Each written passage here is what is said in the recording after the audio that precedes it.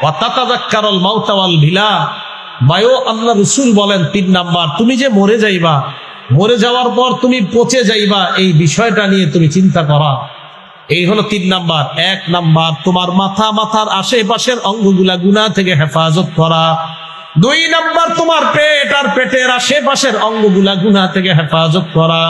3 number তুমি মারা যাইবা, মারা যাওয়ার পর তুমি যে পচে যাইবা, এই বিষয়গুলা তুমি স্মরণ করা।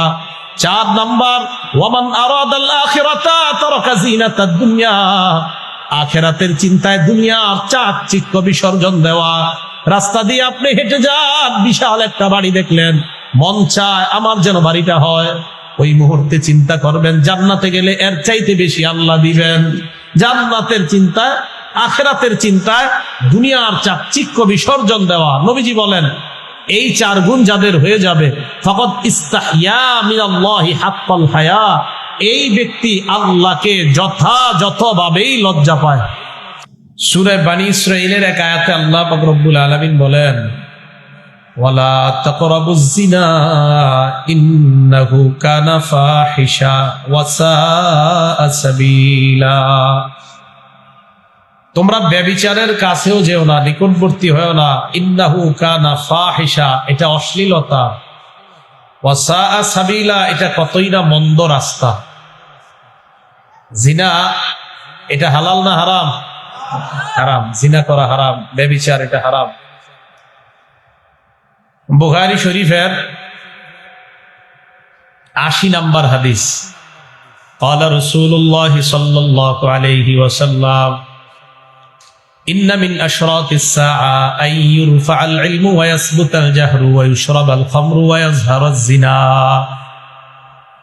নবীজি বলেন কিয়ামতের আলামতের মধ্যে এটাও একটা আলামত, কিয়ামতের আগে আইয়ুরফাআল ইলমু, কোরআন সুন্নাহর বিদ্যা আকাশে উঠিয়ে নেওয়া হবে। বলেন নাউযুবিল্লাহ। ওয়া ইয়াসবুতাল জাহলু, মূর্খতা সমাজের মধ্যে ছড়িয়ে পড়বে। ওয়া ইউশরাবাল খামরু, মাদকের জয় জয়কার অবস্থা হবে। মদ পান করা হবে, মাদকে নেশায় মত্ত হয়ে যাবে মানুষ। ওয়াজহারাজ জিনা, ব্যভিচার ব্যাপক রূপ ধারণ করবে। সমাজের মধ্যে ব্যভিচার নামক গুনাহটা ছড়িয়ে পড়বে। বলেন নাউযুবিল্লাহ। জিনা এটা ব্যাপক আকার ধারণ করবে। একজনে আরেকজনের বিবির সাথে পরকিয়া, একজনের বিবি আরেক ছেলের সাথে অথবা আরেকজনের স্বামীর সাথে পরকিয়ায় লিপ্ত হওয়া। পরকিয়া মানে নিজের বিবি বাদ দিয়ে অন্য নারীর প্রতি আসক্ত হয়ে যাওয়া, নিজের স্বামী বাদ দিয়ে অন্য কারো প্রতি আসক্তি হয়ে যাওয়া। এগুলা অন্যায়, এগুলা গুনাহ। এগুলার যখন কল্পনা হবে এটা মনের জিনা হবে। এগুলা যখন কথা বলবে মুখের জিনা হবে। কান দিয়ে যখন কথা শুনবে তখন কানের জিনা হবে। আল্লাহ আমাদেরকে এই মুখের জিনা, কানের জিনা, চোখের জিনা থেকেও বেঁচে থাকার তৌফিক দান করেন। বুখারী শরীফের 6612 নম্বর হাদিসের বর্ণনা, ক্বালা রাসূলুল্লাহ সাল্লাল্লাহু আলাইহি ওয়াসাল্লাম, আল্লাহ নবী বলেন ইন্নাল্লাহা কাতাবা আলা ইবনি আদম হাজ্জাহু মিনাজ জিনা আদরাকা যালিকা লা মুহালা। নবীজি বলেন নিশ্চয়ই আল্লাহ আদম সন্তানকে জিনা নামক পরীক্ষা করবে। আল্লাহ ব্যভিচার নামক পরীক্ষা সমস্ত আদম সন্তানকে করবেন। আলেম বলেন, আওয়াম বলেন, সর্বসাধারণ সকলকে আল্লাহ, আদম সন্তান বলকে সকলকে আল্লাহ জিনা দ্বারা পরীক্ষা করবেন। নবীজি বলেন ফাজিলাল আইনি আন-নাজরু, চোখের জিনা হলো দেখা। যেই নারীর দিকে তাকানো আপনার হারাম, এই নারীর দিকে তাকানো এটা হলো চোখের জিনা। ওয়াজিনাল লিসান আল মানতিক, মুখের জিনা হলো যেই নারীর সাথে কথা বলা হারাম, এই নারীর সাথে অন্যায় অশ্লীল কথা বলা। নারীর সাথে আপনি কথা বললেন, কোন নারীর দিকে আপনি তাকাইলেন, তাকানোর পর রাত্রে যখন বিছানায় আপনি বালিশের মধ্যে মাথাটা রাখবেন, ওয়ান নাফসু তামান্না ওয়া তাশতাহি, অন্তর কল্পনা করবে একটা নারীকে দেখার পর যখন রাস্তা দিয়ে আপনি হাঁটেন আর নারীটাকে দেখা না যায়, ওই মুহূর্তে অন্তরের মধ্যে খারাপ কল্পনা শুরু হয়ে যায়। রাতের বেলা রং নাম্বারে কোন একটা নারীর সাথে আপনি কথা বললেন, কথা বলার পর আপনার কাছে ভালো লেগে যায়, অন্তর চিন্তা করা শুরু করে দেয় নারীটা দেখতে কেমন, না জানি চোখগুলা কেমন, কানগুলা কেমন, আপনার অন্তর কল্পনা করা শুরু হয়ে যায়। আল্লাহ নবী বলেন চোখের জিনা করলা, মুখের জিনা করলা, অন্তর দিয়ে কল্পনা করে অন্তরের জিনাও করলা, এটা মনের জিনা, ব্যভিচার। ওয়াল ফারজু ইউসাদ্দিকু যালিকা ওয়া ইউকাযযিব, লজ্জাস্থান এই জিনার বাস্তব রূপ দিয়ে দেয়, জিনাটাকে বাস্তবে রূপান্তর করে দেয়, এটা হলো লজ্জাস্থান। বলেন নাউযুবিল্লাহ। তাহলে ব্যভিচার সমাজের মধ্যে ছড়িয়ে পড়বে, অশ্লীলতা এত ব্যাপক রূপ ধারণ করবে, অথচ আল্লাহ বলেন ওয়ালা তাকরাবুজ জিনা, আরেক আয়াতে বলছে ওয়ালা তাকরাবুল ফাওয়াহিশা, অশ্লীলতার কাছেও তোমরা যেও না। নাটক, সিনেমা, অশ্লীল সিনেমা আছে না নাই? তাহলে নাটক, সিনেমা, অশ্লীলতা এগুলার কাছেও যাওয়া যাবে না। আল্লাহ আমাদেরকে হেফাজত করেন। বুখারী শরীফের 5590 নম্বর হাদিস, ক্বালা রাসূলুল্লাহ সাল্লাল্লাহু আলাইহি ওয়াসাল্লাম, আল্লাহ নবী বলেন লা ইয়াকুনান্না মিন উম্মতি আকওয়াম, আমার সম্প্রদায়, আমার উম্মতের মধ্যে এমন কতগুলা মানুষের আবির্ভাব ঘটবে, যেই মানুষগুলা ইস্তাহিল্লুনাল হিররা ওয়াল হারিরা, তারা জিনাকে হালাল মনে করবে, রেশমের কাপড় তারা হালাল মনে করবে। বলেন নাউযুবিল্লাহ। জিনা করা মানুষ হালাল মনে করবে, ব্যভিচার করা হালাল মনে করবে। জিনা করা হালাল কিভাবে মনে করা? যাত্রার মঞ্চ আপনারা কায়েম করলেন, ওই যাত্রার মধ্যে একটা নর্তকী নারীকে আপনি আহ্বান করলেন, দাওয়াত দিলেন, ওই মঞ্চে আপনি তাকে ইনভাইট করে আনলেন, আনার পর ওই নারীটা নেচে গিয়ে আপনাদের সামনে আপনাদেরকে মুগ্ধ করে দেয়। এই যে কাজটা আপনারা করলেন, নারীর দিকে তাকাইলেন, এই কর্মটা আপনারা করলেন, আপনারা এটাকে হালাল মনে করতেছেন। যদি হালাল মনে করে করেন, নবী বলেন এটা আমার উম্মতের মধ্যে একদল হবে, এরা এইভাবে নর্তকীদের দিকে দেখবে আর জিনা করবে। বলেন এই জাতীয় যাত্রা সমাজে আছে না নাই? জিনা, এগুলা গুনাহ হবে, এগুলো অন্যায়, জিনা। রাসূল কারীম সাল্লাল্লাহু আলাইহি ওয়াসাল্লাম বলেন ওয়াল হারিরা, রেশমের পোশাক তারা হালাল মনে করবে। অল খামরা, মদ তারা হালাল মনে করবে। ওয়াল মাআজিফা, বাদ্যযন্ত্র, ঢোল তবলা তারা হালাল মনে করবে। নবীজি বলেন এমন একটা সময় আসবে, যেই সময় আমার উম্মতের মধ্যে গায়ক গায়িকা, নায়ক নায়িকা, তাদের বেচা কেনা হবে, এক্সপোর্ট ইনপুট হবে। বাংলাদেশের গায়িকা গায়করা অন্য দেশে যাবে, অন্য দেশের গায়িকা গায়করা আমাদের দেশে আসবে, এমন হয় কি হয় না? নবীজি বলেন লা তাবিউল কাইনাত, গায়িকাদের কেনা বেচা তোমরা করবা না। লা খায়রা ফি তিজারাতিন, আল্লাহর নবী বলেন তাদের এই ব্যবসা, এই ব্যবসার মধ্যে কোনো কল্যাণ নাই। এই যে গায়ক গায়িকার ব্যবসা, আল্লাহর নবী বললেন এইগুলা হারাম, জায়েজ নাই। আপনারা সন্তানকে যারা নাচ শিখাইতেছেন, গান শিখাইতেছেন, এই নাচ আর গানের টাকা সব হারাম। যত টাকা এগুলা উপার্জন করবে, এগুলা সব হারাম। নবীজি সাল্লাল্লাহু আলাইহি সাল্লাম বললেন জিনা ব্যাপক রূপ ধারণ করবে, জিনাকে মানুষ হালাল মনে করবে। বলেন নাউযুবিল্লাহ। ওয়াল খামরা, মদ মানুষ হালাল মনে করবে। ওয়াল মাআজিফ, ঢোল তবলা হালাল মনে করবে। আল্লাহ আমাদের সকলকে জিনা সহ সমস্ত অশ্লীল কর্ম থেকে বেঁচে থাকার তৌফিক দান করেন। তো বলতেছিলাম যে জিনাটা, চোখের জিনা, কানের জিনা, এটা প্রতিদিন ইলেকট্রনিক মিডিয়া দিয়ে আপনারা করেন, ফেসবুক, মোবাইলে, এই জিনাগুলা আপনাদের দ্বারা হয়ে যায়। ভাই এগুলা করবেন না, এগুলা জায়েজ নাই। রাতের পর রাত একটা মেয়ের সাথে কথা বলা, চ্যাটিং করা, মোবাইলে মেসেজ করা, এগুলা সব জিনাহের অন্তর্ভুক্ত। একটা মেয়েকে আপনি অবৈধ মেসেজ লেখা, এটা আপনি এই হাতের জিনা করলেন। বলেন নাউযুবিল্লাহ। আল্লাহ আমাদেরকে হেফাজত করেন। বুখারী শরীফের 7520 নম্বর হাদিস, ক্বালা রাসূলুল্লাহ সাল্লাল্লাহু আলাইহি ওয়াসাল্লাম, আব্দুল্লাহ ইবনে মাসউদ রাদিয়াল্লাহু তাআলা আনহুর বর্ণনা, তিনি বলেন আল্লাহ নবীকে আমি প্রশ্ন করলাম আইয়ু যামবি আযমু ইনদাল্লাহি ইয়া রাসূলুল্লাহ, আমি নবীর কাছে জানতে চাইলাম আল্লাহর কাছে সবচেয়ে বড় অপরাধ কোনটা? নবীজি জবাব দিলেন সবচেয়ে বড় অপরাধ হলো আনতা জাআলা লিল্লাহি নিদ্দান ওয়া হুয়া খালাকাক, আল্লাহর সাথে তুমি শিরিক করা, অথচ আল্লাহ তোমাকে বানাইলেন, আল্লাহর সাথে শিরিক করা। আমি প্রশ্ন করলাম হুজুর এরপর সবচেয়ে বড় অপরাধ কোনটা? নবী জবাব দিলেন আনতা কুতুলা ওয়ালাদাকা তাখাফু আইয়াতামা মাআক, তোমার সন্তানকে তুমি দারিদ্রতার ভয়ে হত্যা করা, তোমার সন্তান তোমার প্লেটে অংশগ্রহণ করবে এই ভয়ে সন্তানকে হত্যা করা, এটা হলো 2 নম্বর সবচাইতে বড় অপরাধ। আব্দুল্লাহ ইবনে মাসউদ বলেন, আমি প্রশ্ন করলাম হুজুরের পর সবচাইতে বড় অপরাধ কোনটা? নবী জবাব দিলেন, আনতুজানি বিহালিলাতি জারি, প্রতিবেশীর বিবির সাথে জিনা করা। প্রবাসে গেছে একজন নারীর স্বামী, আপনাদের এলাকায় নারী আছে, এই নারী আপনাদের এলাকায় আমানত ছিল, আপনি আমানতের খেয়ানত করলেন, নারীর সাথে আপনি জিনা করলেন, এটা অন্যায়, এটা জায়েজ না, এটা হারাম। এমনি তো জিনা হারাম, এটা বড় হারাম, বড় বড় অন্যায় করছেন আপনি। এই নারীটাকে আপনাদের এলাকাবাসীর দায়িত্ব ছিল এটা আমানত হিসাবে রাখা, তার স্বামী নাই, আপনি ছলে বলে কৌশলে ফুসলিয়ে এই নারীকে আপনার আয়ত্তে এনে তার সাথে আপনি ব্যভিচার করলেন, এটা অপরাধ নাম্বার 3, সবচাইতে বড় অপরাধ। আল্লাহ আমাদেরকে হেফাজত করেন, আল্লাহ আমাদেরকে হেফাজত করেন। এইগুলা আমাদের দ্বারা সংগঠিত হয় কেন? নির্লজ্জতা, বেহায়াপনা আমাদের মাঝে বেড়ে গেছে এই জন্য। ক্বালা রাসূলুল্লাহ সাল্লাল্লাহু আলাইহি ওয়াসাল্লাম, আল্লাহ নবী বলেন, আল বাযাউ মিনাল জাফা ওয়াল জাফাউ ফিন্নার। নবীজি বলেন, নির্লজ্জতা এমন একটা অপরাধ, যেই অপরাধ করতে করতে মানুষ এক পর্যায়ে এমন হয়ে যায় এই নির্লজ্জতা তাকে জাহান্নামী বানায় দেয়। বলেন নাউযুবিল্লাহ। নির্লজ্জতা মানুষকে জাহান্নামী বানিয়ে দেয়। তাই আমাদের লজ্জাশীলতার গুণে গুণান্বিত হতে হবে। আল্লাহ তৌফিক দান করেন।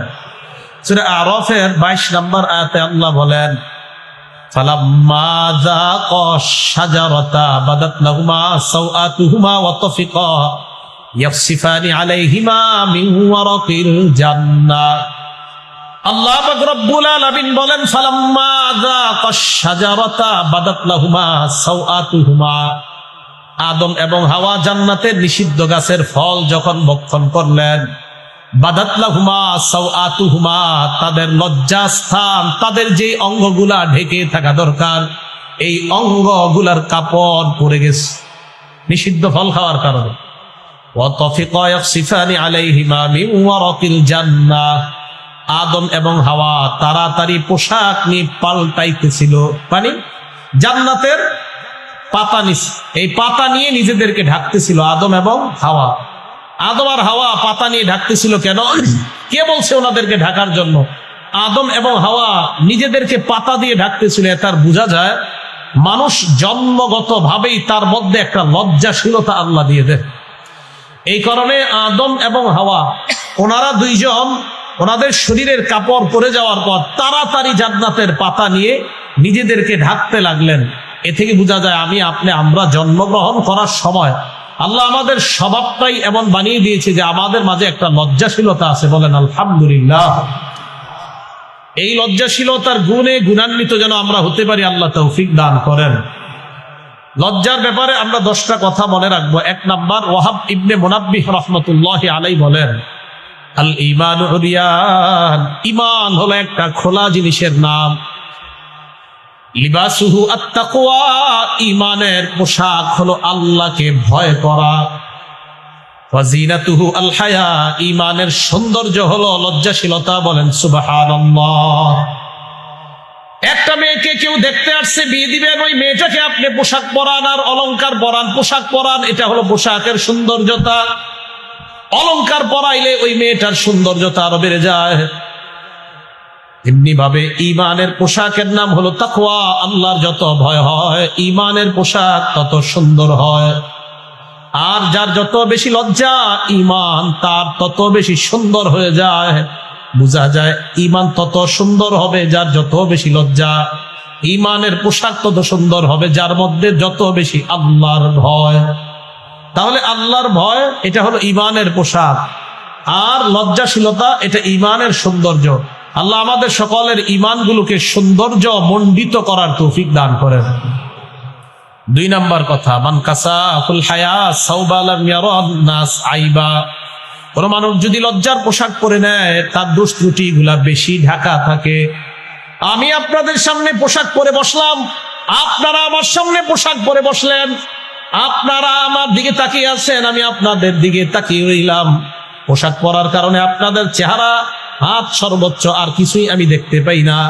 আপনারাও আমার চেহারা, হাত আর অন্য কিছু দেখতে পান না।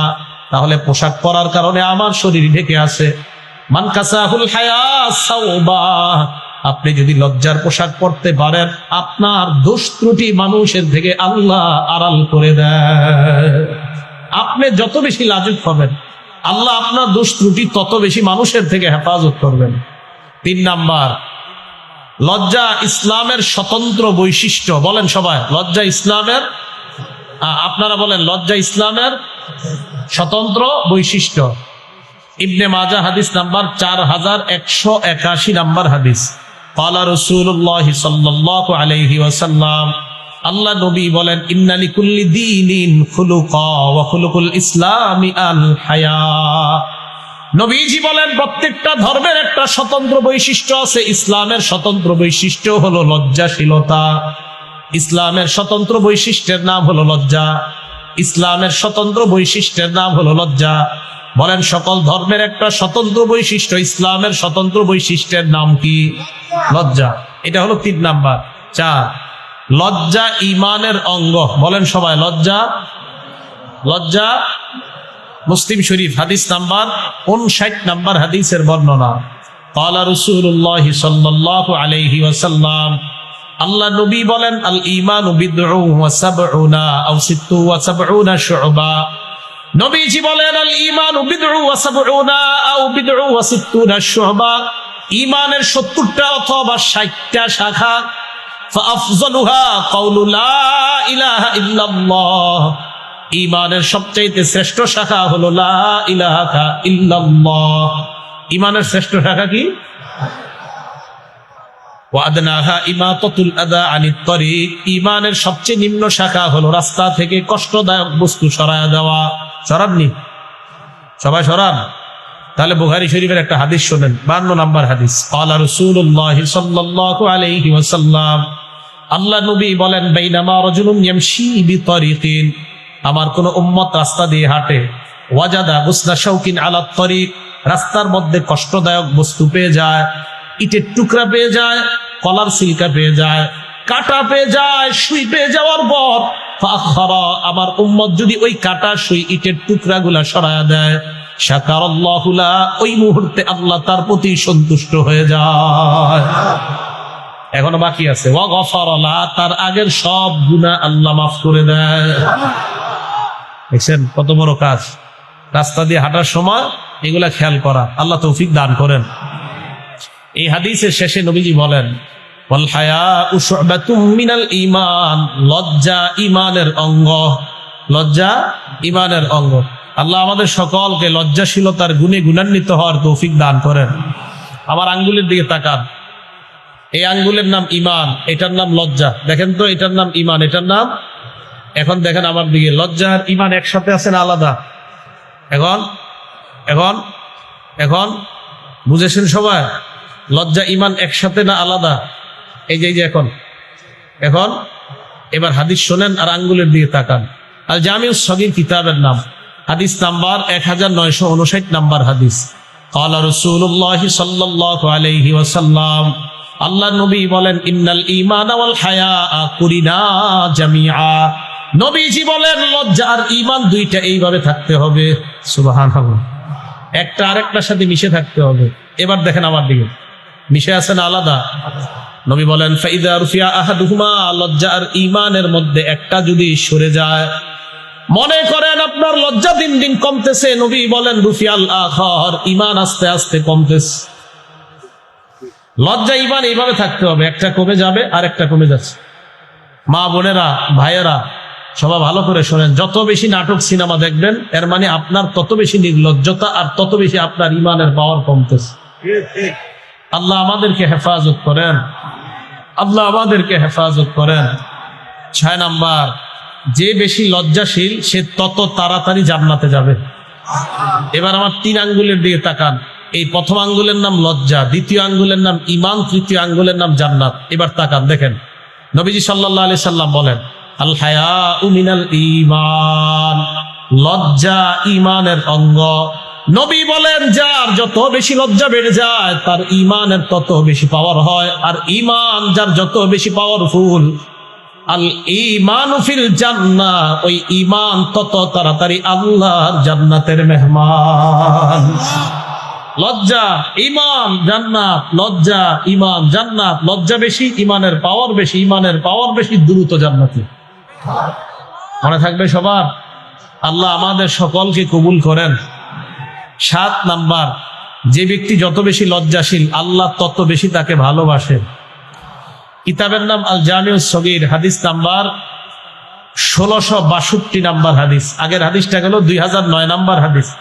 তিরমিজি শরীফের 2009 নাম্বার হাদিস আগের হাদিসটা, আর এই হাদিসটা 7 নাম্বার 1662 নাম্বার হাদিস, আল জামিউস সগীর। ক্বালা রাসূলুল্লাহ সাল্লাল্লাহু আলাইহি ওয়াসাল্লাম, আল্লাহ নবী বলেন, ইন্নাল্লাহা ইযা আনআমা আলা আবদিন নি'মা ইউহিব্বু আইয়ারা আসারান নি'মাতি আলাইহি। নবীজি বলেন, আল্লাহ যখন কোন বান্দাকে ভালোবাসে, কোন বান্দাকে আল্লাহ যখন নিয়ামত দান করে, নিয়ামতের নিদর্শন আল্লাহ দেখতে চায়। আমার আগে যিনি আলোচনা করলেন, আপনাদের থেকে কালেকশন করলেন, মাদ্রাসার জন্য টাকা উঠাইলেন, আপনাদের মাঝে কোটিপতি যাকে আল্লাহ কোটি টাকা দান করেছেন, আল্লাহ চায় তোমার কোটি টাকার মধ্য থেকে কিছু আমাকে দেখাও। আল্লাহ চায় আপনি যদি 1 লক্ষ 2 লক্ষ টাকা দিয়ে দেন, এটা আল্লাহকে দেখানোর জন্য যদি দেন, মানুষকে না। মাবুদ তুমি আমার নিয়ামত দিলা, এই নিয়ামতটা মাবুদ তোমারই দেখাইতিস, এটা আল্লাহ বড় ভালোবাসে। হ্যাঁ, নিয়ামত দিছে আপনাকে, আর আপনি নিয়ামত দেখাইলেন, এটা আল্লাহ ভালোবাসে। বাসে না কোনটা? নাছর বান্দা হয়ে যারা ভিক্ষা করে, গাড়ির দরজায় গিয়া দেন দেন দেন দেন দেন দেন, না দিলে দরজা ঘুষি মারে, দিতেই হবে। যে ব্যক্তি নাছর বান্দা হয়ে ভিক্ষা করে তাকে আল্লাহ অপছন্দ করে। আপনাদের এলাকায় যে মানুষটা লজ্জার কারণে কারো কাছে চাইতে পারে না, অভাবী, লজ্জার কারণে প্রকাশ করতে পারে না, এই বান্দাকে আল্লাহ সবচাইতে বেশি ভালোবাসেন।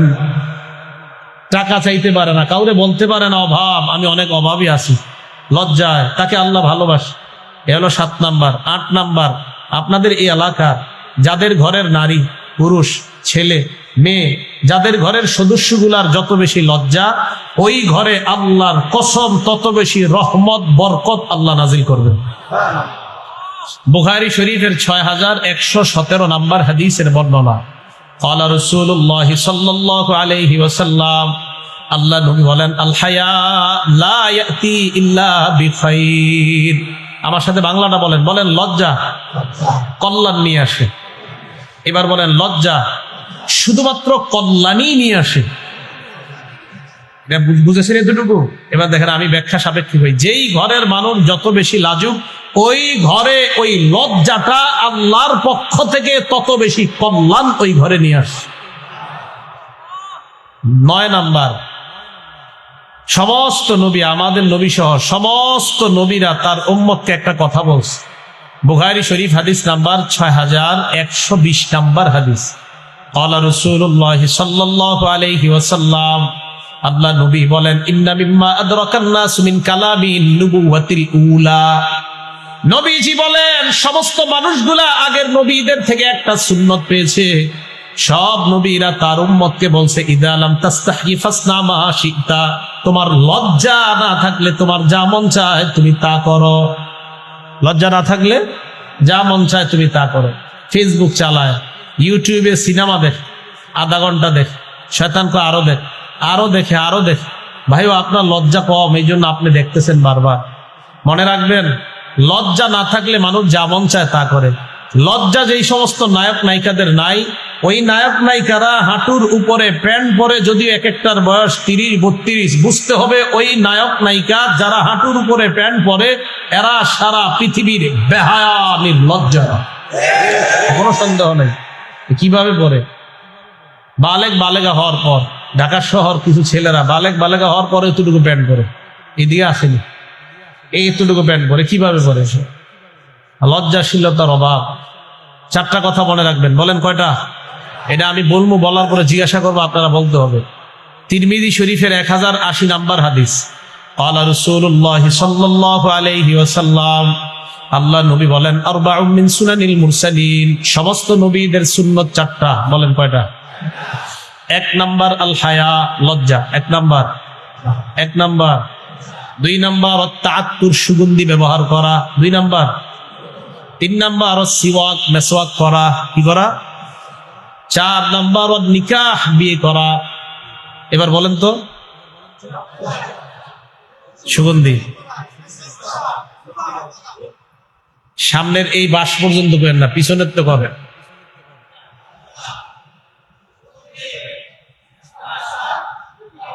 এই তো আমরা একটা জিনিস শিখলাম।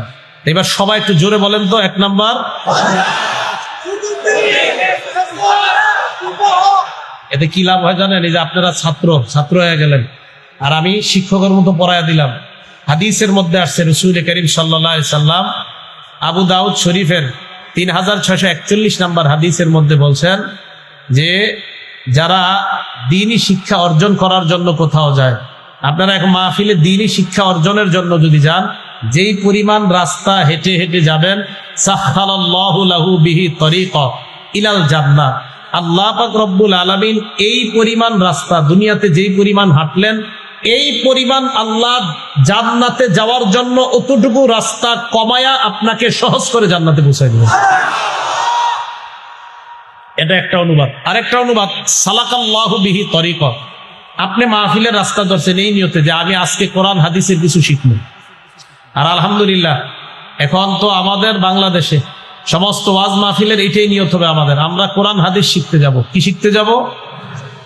এই ধারা আমাদের বাদ দিতে হবে যে মাহফিলে যাবো, 2-3টা গল্প ঘটনা, মিথ্যা হোক সত্য হোক শুনবো, আর কিছু চোখের পানি ফালামো, এই চিন্তা চেতনা আমাদের বাদ দিতে হবে। কোরআন সুন্নাহর বাংলাদেশ আমরা গর্বই ইনশাআল্লাহ। তো কোরআন সুন্নাহর এটা ব্যাপকভাবে ঘটাইতে হবে। তা আপনি নিয়ত করে আসছেন, নবীজি বলেন সালাকাল্লাহু বিহি তরিকান ইলাল জান্নাহ, আপনি মাহফিলে আসছেন যে আমি কোরআন হাদিস শিখবো, নবীজি বলেন আল্লাহ তোমার পাটা জান্নাতের দিকে হাঁটানো শুরু করাই দিস। দেখেন কি বলে, সালাকাল্লাহু বিহি তরিকাম মিন তুরুকিল জান্নাহ, আল্লাহ জান্নাতের যতগুলা পথ আছে এর মধ্যে একটা পথের দিকে তোমার পা আল্লাহ বাড়ায় দিয়েছেন, যাও। কিন্তু সুন্দর কথা, ঠিক না? তাহলে 4টা জিনিস আমরা মনে রাখবো, নবীদের সমস্ত নবীদের সুন্নত 4টা।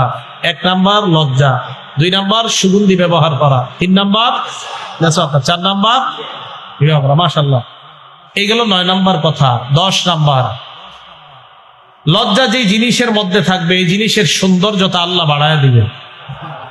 তিরমিজি শরীফ হাদিস নাম্বার 1974, বলেন কত নাম্বার? ওটা স্বাধীন হয়েছে কয় সালে?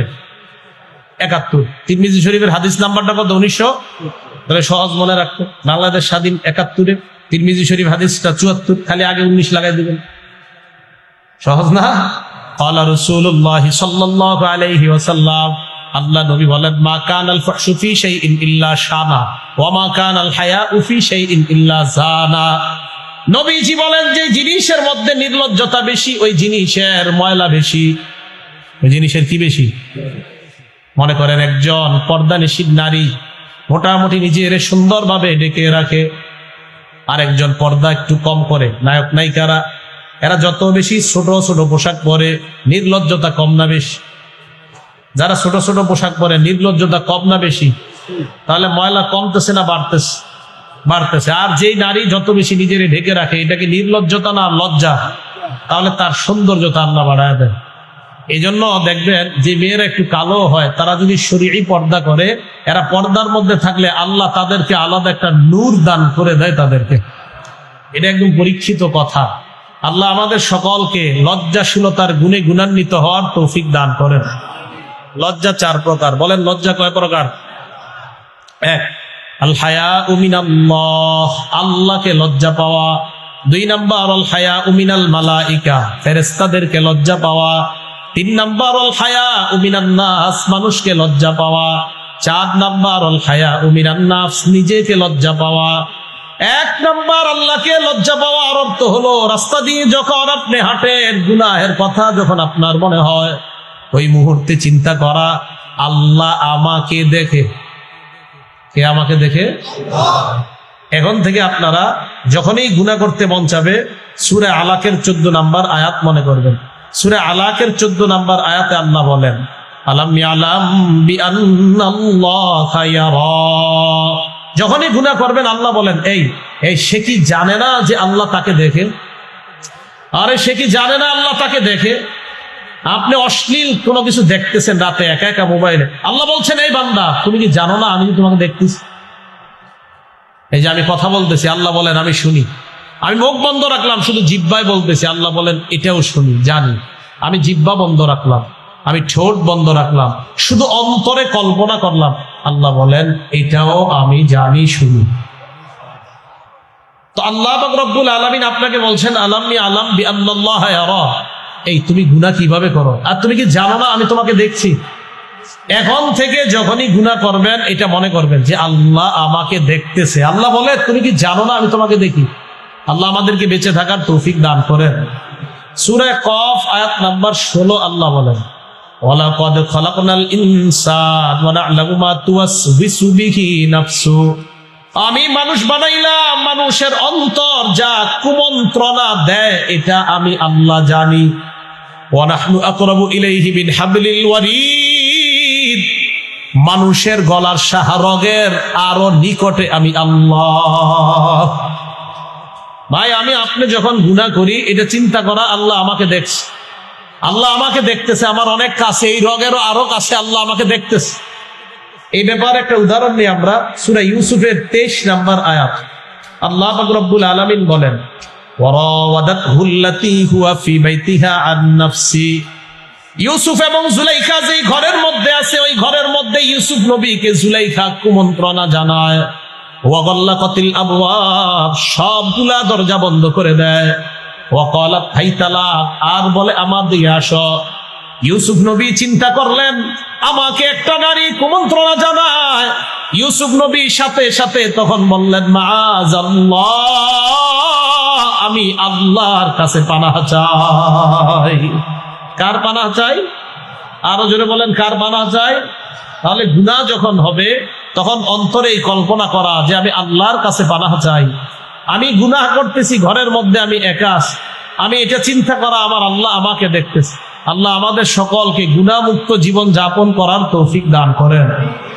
আল্লাহকে লজ্জা পাওয়ার আরেকটা দৃষ্টান্ত আবু দাউদ শরীফ হাদিস নাম্বার 4017 নম্বর হাদিস। বাহজ ইবনে হাকিম আন আবিহি আন জাদ্দিহি, রাসূল করিম সাল্লাল্লাহু আলাইহি সাল্লামের কাছে প্রশ্ন করলেন আওরাতুনা মা নাতি মিনহা ওয়া মা নাজার। আল্লাহ নবীকে প্রশ্ন করলেন ইয়া রাসূলুল্লাহ, আমরা যারা লজ্জাস্থান ঢেকে রাখবো আমরা কতটুকু ঢেকে রাখবো, আর কার সামনে ঢেকে রাখবো, কার সামনে ঢেকে রাখতে হবে না? আল্লাহ নবী জবাব দিলেন ইহফাজ আওরাতাক ইল্লা মিন যাওজাতিক। তুমি তোমার বিবি ছাড়া অন্যদের সামনে যা ঢেকে রাখার এই অঙ্গগুলা তুমি ঢেকে রাখবা। এই কথা বলার পর সাহাবা প্রশ্ন করলেন ইয়া রাসূলুল্লাহ ইদা কানা আহাদুনা খালিয়া, আমাদের কেউ যখন ঘরের মধ্যে একা থাকবে তখন কি করব? ঘরে একা আছেন, দরজা বন্ধ, কেউ আপনাকে দেখতেছে না, ঘরে একা। আপনাদের যে ছেলে মেয়েগুলা ইন্টারমিডিয়েট পড়ে, যারা ইন্টারের উপরে পড়াশোনা করে, এরা তো ভাবসাব বেড়ে যায়। তখন আর মা বাবা অতটা নজরদারি করলে কয় হ্যাঁ আমার একটা স্বাধীন জীবন আছে না, কি আছে একটা স্বাধীন জীবন। তখন ঘরের মধ্যে একা থাকে। তো ঘরে যখন একা থাকে তখন ঘরের মধ্যে দরজাটা লাগিয়ে মনে করেন আপনার ছেলে আপনার মেয়ে ঘরে একা, ছেলেটা ঘরে একা, মেয়েটা ঘরে একা। এখন প্রশ্ন হলো ঘরে যখন আমরা একা থাকি তখন আমাদের এই রানের উপরে পুরুষের জন্য আমাদের যেগুলা ঢেকে রাখা এই অঙ্গগুলা একা থাকলে খোলা যাবে কিনা, আর নারীরা যা ঢেকে রাখতে হয় ওই অঙ্গগুলাও ঘরের ভিতর একা থাকলে খোলা যাবে কিনা, এই প্রশ্ন সাহাবা নবীজিকে করলেন। নবীজি জবাব দিলেন ফাল্লাহ আহাক্কু আইয়ুস্তাহইয়া মিনহু মিনান নাস। ঘরের মধ্যে একা যখন তোমাকে কেউ দেখে না তখন আল্লাহকে মানুষের চাইতে বেশি লজ্জা পাওয়া দরকার। ঘরের মধ্যে আপনি একা আছেন, ওই একা অবস্থায় আপনি ঘরের মধ্যে রান আপনার সদর খোলা রাখা যাবে না। ঘুমায় যাওয়ার পর যদি খুলে যায় ভিন্ন ব্যাপার, একা থাকলে রান এটা অন্যকে দেখানো হারাম। তাহলে আল্লাহকে লজ্জা পাওয়া। তাহলে বলেন তো একা একা আমরা যখন ঘরে থাকবো আমাদের যা ঢেকে রাখতে হয় একা ঘরে থাকলেও সেগুলো ঢেকে রাখতে হবে, কারণ তখনও দেখে কে? আল্লাহ। বুঝে শুনে আমল করার তৌফিক দান করেন। এখন আসেন বুঝেন, তিনটা কথা বলবো এই জায়গায়। এক নাম্বার জানলাম আমরা আল্লাহ আমাদের একদম কাছে থেকে আমাকে বলতেছে এই তুমি কি জানো না আমি তোমাকে দেখি। এক, আল্লাহকে লজ্জা পাওয়ার আবার চার অর্থ। বলেন আল্লাহকে লজ্জা পাওয়ার কয় অর্থ?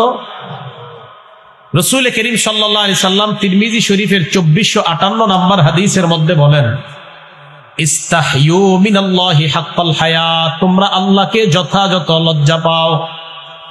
সাহাবারা প্রশ্ন করলেন, ইয়া রাসূলুল্লাহ ইন্না লানাস্তাহয়ি মিনাল্লাহ ওয়ালহামদুলিল্লাহ, আমরা তো আল্লাহকে লজ্জা পাই, আল্লাহকে আবার লজ্জা পাওয়ার কি অর্থ? নবীজি বললেন, আল্লাহকে লজ্জা পাওয়ার অর্থ হলো চারটা। এক নাম্বার, আনতাহফাজুর রাসা ওয়া মা ওয়া, তোমার মাথার আশেপাশের অঙ্গগুলা গুনাহ থেকে হেফাজত করা। দুই নাম্বার, আল বাতনা ওয়া মা হাওয়া, পেট আর পেটের আশেপাশের অঙ্গগুলা গুনাহ থেকে হেফাজত করা। এক নাম্বার, তোমার মাথার আশেপাশের অঙ্গ গুনাহ থেকে হেফাজত করা। চোখ নামক অঙ্গটা হেফাজত করা, নাক কান আপনার জবান এইগুলা হেফাজত করা। দুই নাম্বার, পেট আর পেটের আশেপাশের অঙ্গগুলা গুনাহ থেকে হেফাজত করা। তিন নাম্বার, ওয়াতাতাযাক্কারুল মাউত ওয়াল বিলা, আজকে আপনাদেরকে আমি বলি, তিন নাম্বার নবীজি বলেন, মরণ আর মরণের পর তুমি পচে যাইবা, এই কথাটা তুমি স্মরণ করবা। এখন আপনারা বাসায় যাবেন, যাওয়ার পর ল্যাপ কম্বল, অথবা যদি ল্যাপ কম্বল এখন না ব্যবহার করেন, কাঁথা তো অন্তত গায়ে দেন। কাঁথা গায়ে দেওয়ার পর এইভাবে লাইট বন্ধ করে হঠাৎ একটু তাকাবেন। কাঁথা বন্ধ করলেন, করার পর এইভাবে কাঁথাটা মুড়ি দিয়ে একটু তাকাবেন। তাকানোর পর দেখবেন কিচ্ছু দেখা যায় না, অন্ধকার আর অন্ধকার। এখন আপনি কাঁথাটা এই অবস্থায় রেখে চিন্তা করবেন, আমি মারা যাওয়ার পর আমার এলাকাবাসী আমারে কবরে রাইখা বাঁশ দিবে, এরপর মাটিগুলা দিয়ে আমাকে চাপা দিয়ে যাবে। আমি মারা যাওয়ার পর কাঁথাটা এইভাবে রেখে চিন্তা করবেন, আমি কিচ্ছু দেখি না, আচ্ছা আমার উপরে বাঁশ দিল, এর উপরে মাটি আর মাটি, মাটি আর মাটি, ইন্না লিল্লাহ, আমার কি অবস্থা হবে? ওয়াতাতাযাক্কারুল মাউত ওয়াল বিলা, আপনি মরে যাবেন, মরে যাওয়ার পর আপনি পচে যাবেন, এটা নিয়ে চিন্তা করা। বিশ্বাস করেন, এই যে আজকে আমার নাম কত প্রচার হয়েছে, এখন আজকে যদি আমি মারা যাই, আগামীকাল প্রচার হবে মারা গেছে। আমরা যারা মারা যাব 2 দিন 3 দিন, মানুষ বলবে আহারে ছেলে ভালো ছিল, খারাপ ছিল। 7 দিনের মাথায় আপনার পরিবারের সবাই স্বাভাবিক হয়ে যাবে। 15-20 দিন যাওয়ার পর যার যার মতো শেষে চলবে, আপনার সম্পত্তি বন্টন শুরু হবে। আপনার সম্পত্তি সব অন্যরা খাবে। 40-80-100 দিন পর আপনি কবরে ভালো আছেন না খারাপ আছেন এটাও সবাই ভুলে যাবে, কিন্তু আপনার ভোগ অন্যরা ভোগ করতেছে, এটাই জীবনের বাস্তবতা। ওয়াতাতাযাক্কারুল মাউত ওয়াল বিলা, বায়ু আল্লাহ রাসূল বলেন 3 নাম্বার, তুমি যে মরে যাইবা, মরে যাওয়ার পর তুমি পচে যাইবা, এই বিষয়টা নিয়ে তুমি চিন্তা করা। এই হলো 3 নাম্বার। 1 নাম্বার, তোমার মাথার আশেপাশের অঙ্গগুলা গুনাহ থেকে হেফাজত করা। 2 নাম্বার, তোমার পেট আর পেটের আশেপাশের অঙ্গগুলা গুনাহ থেকে হেফাজত করা। 3 নাম্বার, তুমি মারা যাইবা, মারা যাওয়ার পর তুমি যে পচে যাইবা, এই বিষয়গুলা তুমি স্মরণ করা। 4 নাম্বার, ওয়ামান আরাদাল আখিরাতা তারাকা জিনাতাদ দুনিয়া, আখিরাতের চিন্তায় দুনিয়ার চাকচিক্য বিসর্জন দেওয়া। রাস্তা দিয়ে আপনি হেঁটে যান, বিশাল একটা বাড়ি দেখলেন, মন চায় আমার যেন বাড়িটা হয়, ওই মুহূর্তে চিন্তা করবেন জান্নাতে গেলে এর চাইতে বেশি আল্লাহ দিবেন। জান্নাতের চিন্তায়, আখিরাতের চিন্তায় দুনিয়ার চাকচিক্য বিসর্জন দেওয়া। নবীজি বলেন, এই 4 গুণ যাদের হয়ে যাবে, ফাকাদ ইস্তাহইয়া মিনাল্লাহি হাক্কাল হায়া, এই ব্যক্তি আল্লাহকে যথাযথভাবেই লজ্জা পায়। তাহলে কয়টা বিষয়? 4টা। এই জন্য আমি বলি ভাই, এখন থেকে আখিরাত স্মরণ করেন বেশি। আখিরাতের স্মরণ আপনাকে গুনাহ থেকে হেফাজত করবে ইনশাআল্লাহ।